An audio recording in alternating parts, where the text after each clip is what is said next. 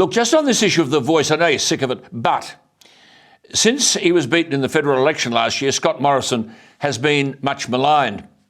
But today, in only his third speech to the Parliament since he was defeated, Scott Morrison did the nation a great service. He spoke about this voice referendum.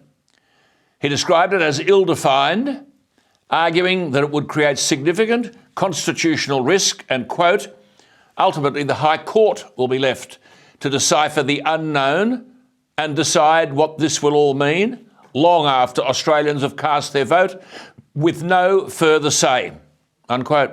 Full marks, Scott Morrison. As a sporting fan, he then took a swipe at sporting codes, such as the NRL and rugby and others, which have recently declared their support for the voice. They would know, as my old man would say, bugger all about the detail, but they're going to support the voice. By the way, how can these codes or their boards speak on behalf of every rugby supporter, every rugby player, every rugby league supporter, They can't. It's an arrogance beyond dimension. Anyway, Scott Morrison said, this referendum is not a vote about whether Australians wish to support and do everything they can to recognise and improve the lives of Indigenous Australians.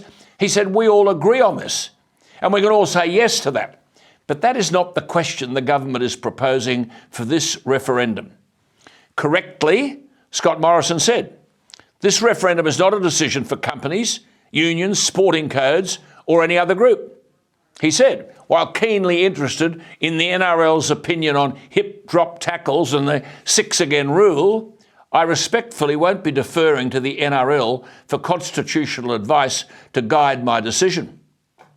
He went on, quote, permanently changing the Constitution in the way the government proposes will sadly not change the desperate circumstances being experienced in so many Indigenous communities across Australia, unquote.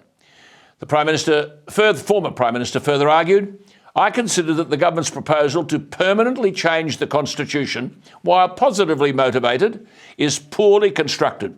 It prevents serious and unnecessary risks, both known and unknown, to the operations of the executive government and our Parliament, upon which all Australians depend. And rightly, Mr Morrison argued, it's not necessary to enshrine the voice in the Constitution to ensure constitutional recognition of Indigenous Australians. And he argued correctly, the voice could be created by legislation. Look, you know this is a very important and timely intervention by former Prime Minister Morrison, and I think it does him great credit.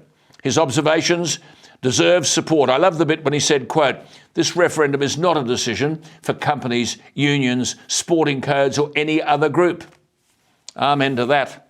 Mr Morrison rightly said his contribution to the debate was offered as one Australian to another. I think it's one of Mr Morrison's finest contributions.